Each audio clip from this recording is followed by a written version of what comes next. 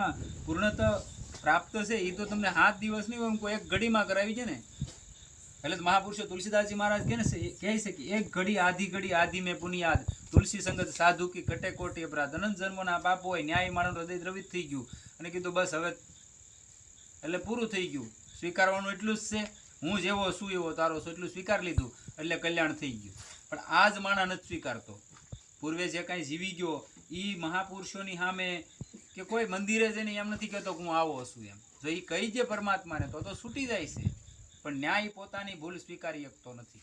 આ તકલીફને કારણે એને પોતાનો અહમ હોય છે કે ભાઈ હું નહીં, એવું તો થોડું કહેવાનું હોય. અને આપણે ક્યાં એવા છે એ પોતાને શુદ્ધ હોવાના લાગતા હોય. હકીકત એવું નથી હોતું. કોઈ સંત મહાપુરુષની પાસે તમે જાઓ, તમારા દુર્ગુણો જેવા છે એવા તમે અમે કહી ગયો તો એ કોઈ રસ્તો બતાવશે કે નહીં બતાવે? બતાવવાના છે ને. તમે ન્યા જઈને મોટી બડાઈ કરો કે હું આમ છું ને તેમ છું, તો એને ખબર છે તું આવ્યો છું બરોબર છે ને હું તને ઓળખું છું. કેમ કે દ્રષ્ટિમાં ખબર પડી જાય માણાની કે આ માણા કેમ છે.